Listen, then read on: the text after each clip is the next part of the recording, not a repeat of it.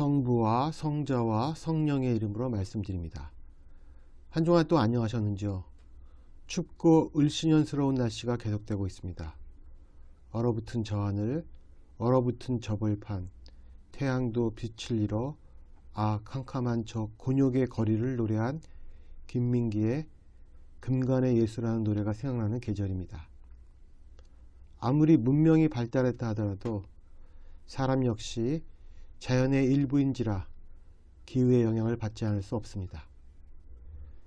피 끓는 청춘이 아닌 이상 요즘 같은 날씨로 인해 몸과 마음이 움츠려드는 것은 어쩔 수 없는 것 같습니다. 그러나 이제 밤이 가장 긴 날인 동지도 지났고 차츰 해가 길어질 것입니다. 겨울에 태양의 따사로움이 그리운 것처럼 우리의 마음도 곧 오실 주님을 기대하는 열정으로 따뜻하게 데워지기를 기원해 봅니다. 오늘 일독서는 예언자 나단과 다윗과의 대화가 주를 이루고 있습니다. 나단은 다윗 왕과 솔로몬 왕 시기에 활동했던 예언자였습니다. 나단은 다윗이 젊어서 사울 왕의 미움을 사서 피신할 때부터 같이 한 예언자였습니다. 그래서인지 다윗은 나단의 말이라면 반드시 따르려고 노력했습니다. 다윗이 유부녀인 밧세바를 얻기 위해 그녀의 남편인 우리아를 모략을 끌며 죽이자 나단은 하나님의 명을 받아 다윗을 찾아갑니다. 그리고는 우리도 매우 잘 알고 있는 유명한 비유를 들어 다윗을 꾸짖습니다. 나단은 한 성읍에 부자와 가난한 사람이 살고 있었는데 부자에게 손님이 찾아오자 부자는 자기 양을 잡기 아까워서 가난한 사람의 단 한 마리뿐인 암양을 빼앗아 손님을 대접했다는 이야기를 합니다. 그때 다윗은 그런 자는 죽어 마땅하다고 펄펄 뛰자 나단은 다윗 왕 당신이 바로 그 부자라고 답합니다. 나단은 다윗의 악행의 결과로 집안에서는 칼부림이 멈추지 않을 것이며 여러 불미스러운 일들이 벌어질 것이라는 예언을 남겼고 그 예언은 현실이 되었습니다. 이처럼 나단은 혹시 자신에게 닥칠지 모르는 신변에 대한 두려움 없이 야훼 하나님의 말씀을 돌직구처럼 전하는 꼿꼿한 성품의 예언자였습니다. 오늘 일독서에서도 나단은 다윗의 은밀한 열망을 부숴버리고 맙니다. 모든 적들이 물리쳐지고 태평성대가 왔을 때 다윗이 하고 싶었던 일은 하느님을 위해 성전을 짓는 일이었습니다. 자신은 지금 송벽으로 지은 궁전에서 살지만 하나님의 궤는 아직도 장막 안에 있으니 그것을 성전에 모시고 싶다는 것이었습니다. 다윗이 이러한 뜻을 나단에게 밝히자 나단은 하나님의 말씀을 받아 다윗의 시대에는 그것이 이루어지지 않는다라고 전합니다. 대신 하나님은 나단을 통하여 다윗에게 세상에서 이름난 어떤 위인 못지않게 너의 이름을 떨치게 할 것이다.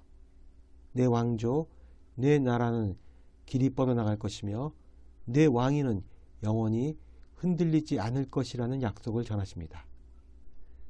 그리고 나단의 이 예언은 오늘 누가복음에서 보듯이 하나님께서 그에게 주상 다윗의 왕위를 주어 야곱의 후손을 다스리는 왕이 되겠고 그의 나라는 끝이 없을 것이다 라는 예수님의 정체성에 대한 가브리엘 천사의 전언을 통해 실현됩니다. 따라서 그리스도이신 예수께서는 복음서에서 사람들로부터 다윗의 자손이라는 호칭으로 불리게 되었던 것입니다. 문제는 이러한 예언을 과연 누구를 통해 실현해야 하는가였습니다. 오늘 복음은 이러한 예언을 실현할 주체가 한 처녀인 마리아라고 말합니다. 천사 가브리엘이 갈릴리아 지방 나자렛으로 찾아와서 요셉과 약혼한 처녀 마리아에게 축복의 인사를 전합니다. 은총을 가득히 받은 이여 기뻐하여라. 주께서 너와 함께 계신다.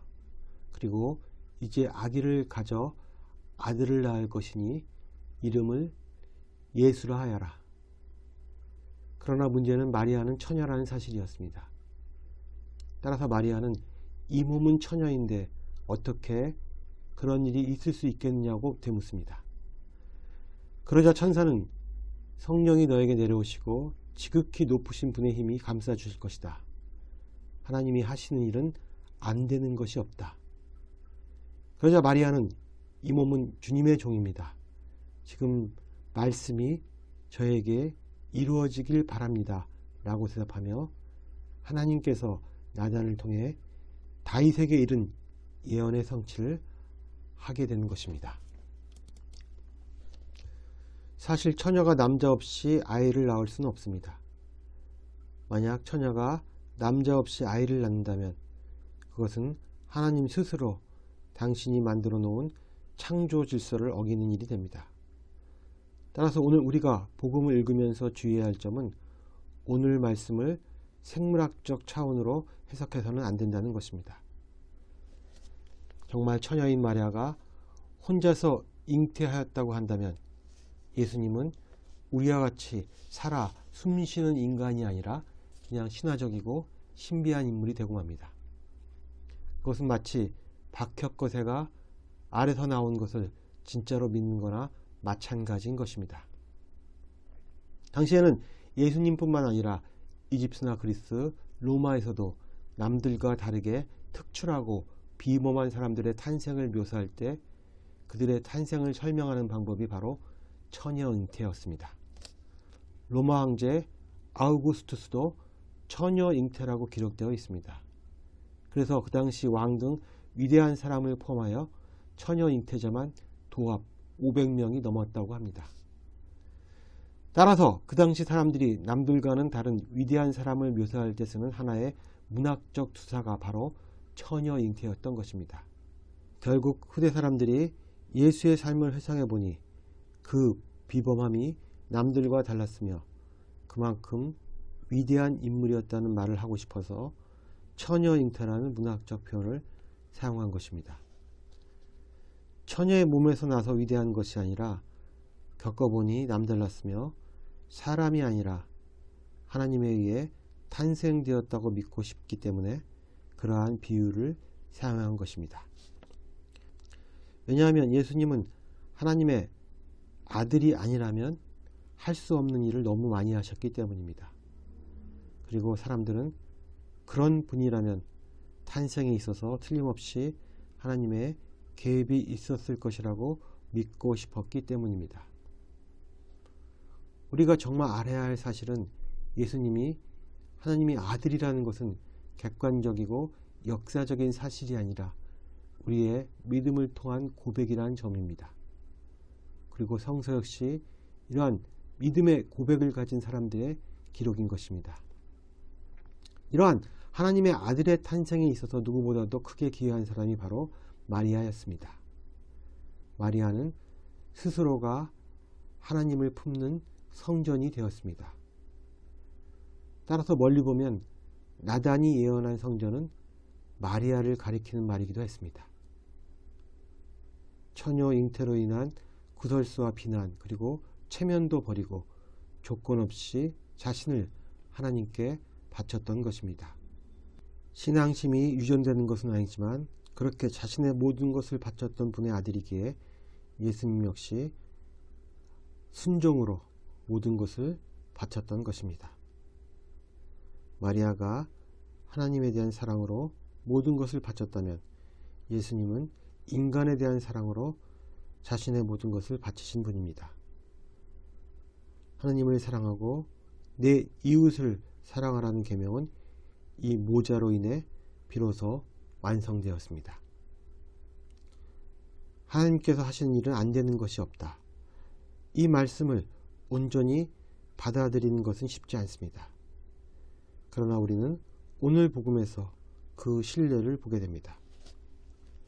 우리의 입에서 이런 고백이 나오려면 우리도 우리 안에서 마리아처럼 예수님을 잉태하여 탄생시키는 산고를 치러야 합니다. 우리 자신이 성전이 되어야 합니다. 그것도 한순간이 아니라 매일 우리 안에서 예수님을 끊임없이 탄생시키는 성전이 되어야 합니다. 이러한 영원한 탄생으로만 우리는 하나님께서 하신 일은 안 되는 것이 없다라는 고백이 가능하게 될 것입니다. 오늘 이 독서는 사도 바울이 쓴 로마서의 마지막 구절입니다. 사도 바울이 자신의 서신을 쓰면서 최후로 말하고 싶었던 것은 하나님께서 오랜 세월 동안 감추어 두셨던 심오한 진리가 바로 육신으로 오신 그리스도의 신비였습니다. 그리고 이 신비는 육화를 통해서 인간들에게 드러나지만 실은 하나님께서 오래전부터 우리를 위해 준비하신 것이었습니다.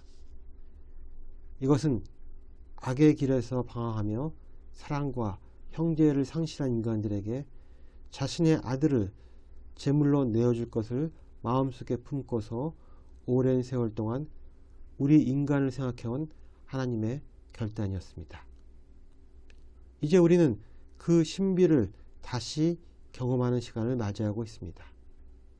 하나님의 뜻과 그 뜻을 선포한 예언자들, 그리고 그 뜻을 가능케 한 마리아를 묵상하는 거룩한 대림 마지막 주일이 되기를 주님의 이름으로 기원합니다. 성부와 성자와 성령의 이름으로 말씀드렸습니다. 아멘.